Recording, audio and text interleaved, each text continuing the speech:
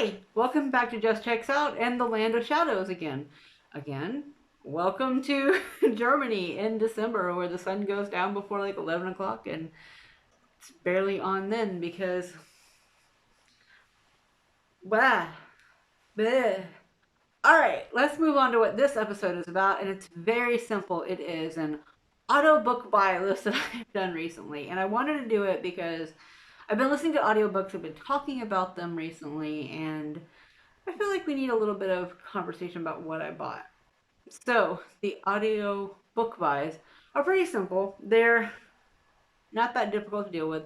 It's basically things like good deals on Chirp or through Audible, basically, because those are the ones I buy the most. I listen to more on Kindle Unlimited, which is also sometimes through my Audible account, but it's not the same. I didn't buy it. So, let's start, shall we? I've got them. If you want to know, I'm looking over here because this is where my screen is. Our house is very interesting when it comes to electrical outlets. They're in weird positions in this place. We didn't put it together. It was made in the 1960s, and you can definitely tell sometimes with the location of where things are. So I can't see my husband's screen, for instance, which is across the room. I would show you, but my house is dirty, and I'm not doing that. Okay.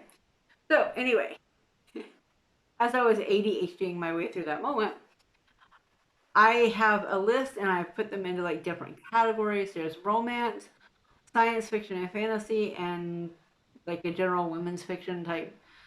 And I am going to enjoy this. I'm not going to talk too much about the romance, but I do want to talk about why I bought the books and how they go along. And also, I call one in a specific collection, and we'll get into that in a minute.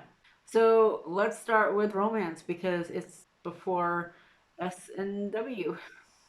That's how I decided to run it. So, first is one I have been listening to in December, and that is a Holly Jolly Diwali. I'll put the picture here. But I really loved it. I'm enjoying it. I think it's fun. It's a cute like vacation. Life is suddenly different than what you planned on thing, and I appreciate that so much. So I'm totally down for it. And I appreciate that it's set in India and not the U.S. because holiday seasons can sometimes be very U.S. centric, and so I'm enjoying it. All right, and then there's The Perks of Loving a Wallflower.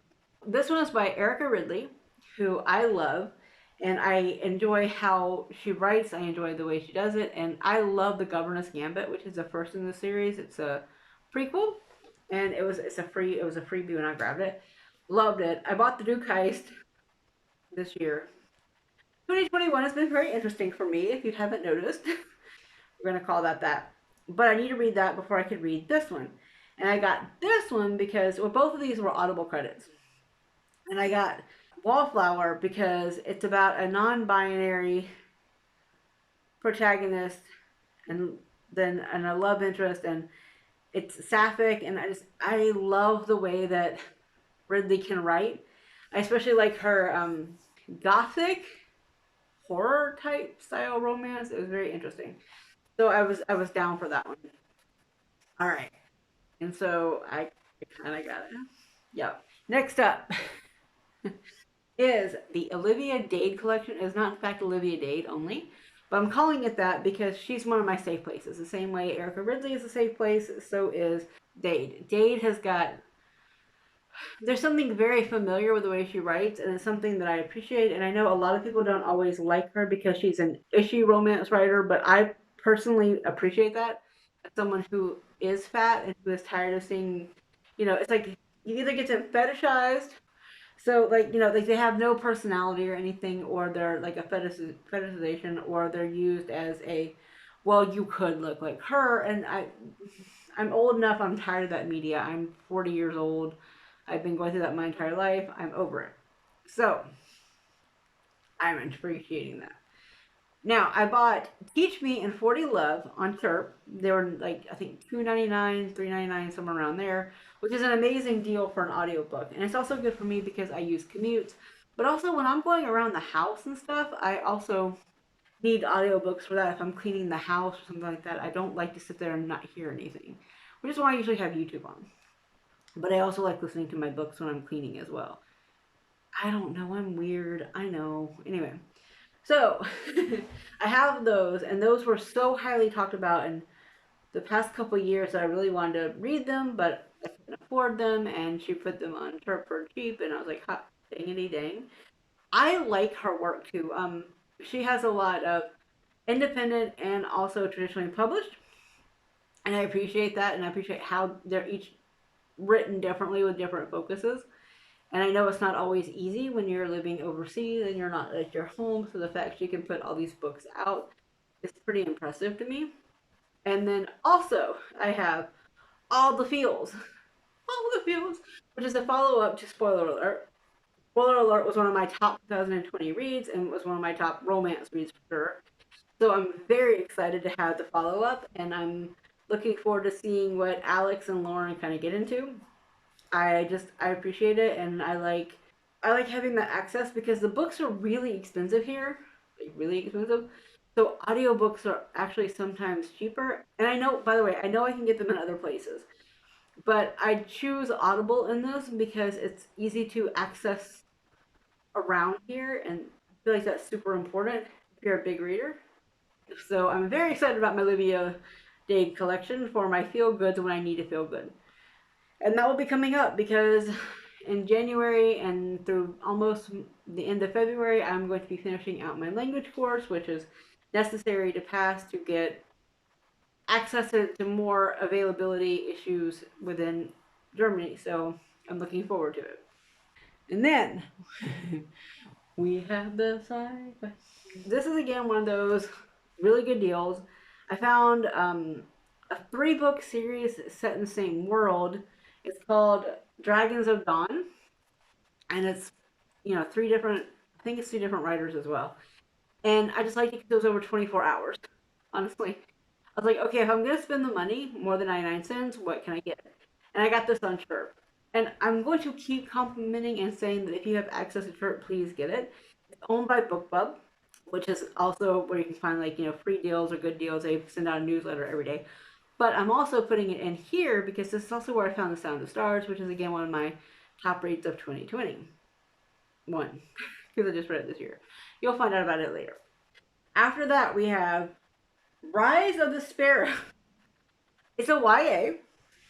I'm trying to read more YA because I realize that YA is very different from when I was in YA. YA when I was little was like a lot of it was more, Sweet Valley High, which I love. Do not get me wrong. I still read Sweet Valley High. A little out of the target age range, but I'm perfect for the age range that it was written in, so we're good there. But I am trying to find more, and I really liked this one because it's about a cursed child and kind of going through things and finding your way. And I love those kind of like tropes and stuff like that, so I'm totally down for it. And finally, I have Legacy of the Lost, which is like an adventure. I'm like, adventure, give me, give me, give me, give me. So it's another YA because I buy these when they're 99 cents for the most part. I don't really spend a lot on these. And I really wanted to see what it was about. I liked the idea of getting lost in the atmosphere and finding out what I'm missing and stuff like that. So totally good for it. I'm totally down for it. And random fingers because I have a chair and it's one of those nice little Cecil chairs, kind of like an armchair here. And it's so nice. But I keep forgetting that my hands move sometimes. Sorry. And then the last one is the women's patient. And that's pretty simple. Actually, no, I take it back. I have the thrillers. I forgot about that. Because I did use one of my Audible credits to buy The Firekeeper's Daughter. It was the cheapest way of getting it. Here, the print copy was like 16 or 17 euros, which is kind of pricey for me, honestly, for a book. And even the ebook was, you know, more expensive than the credit. So I was like, okay, well, this makes more sense to me. I wanted to read it because Mara like Whoa has been talking about it so often, and so I'm like, I've been waiting and waiting and waiting, and seeing that it was on Audible, I was like, okay, easy, quick win.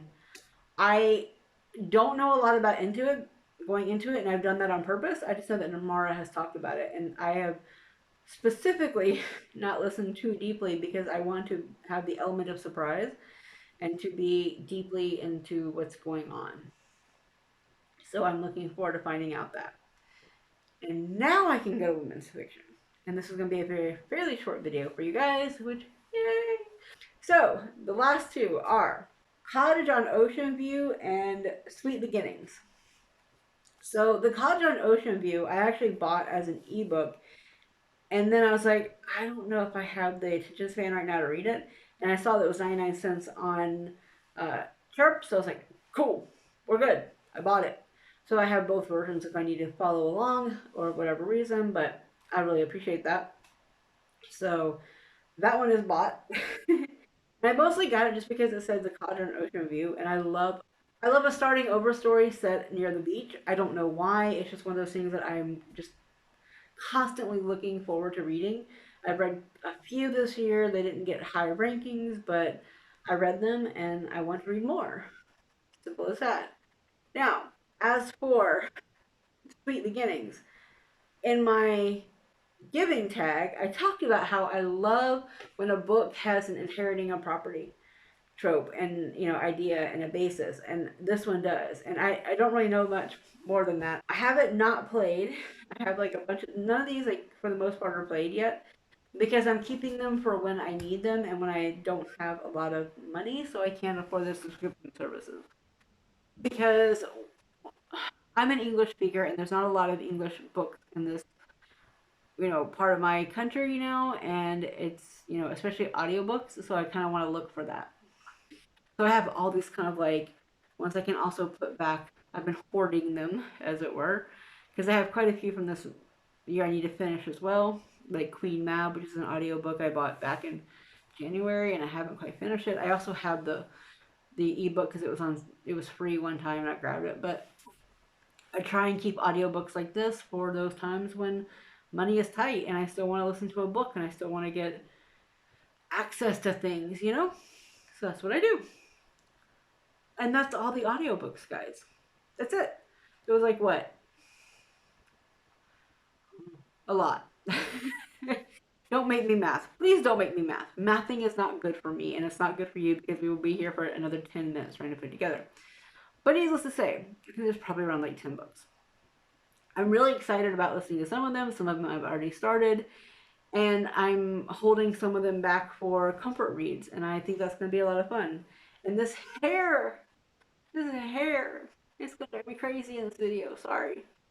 Alright, I'm trying to figure out what to do with it to make sure it doesn't go off. Look, I have, like, Laura Petrie hair here from the Mary Tyler Moore, as in the Dick Van Dyke Show. And I have Mary Richards in this hair from her show. I don't know. It just does what it does. Okay? We're just going to run with that. But that's the end of the video. So my question for you guys is, do you have any ones that you love that you have recently bought? Ones that you think I should use one of my Audible credits on? Let me know.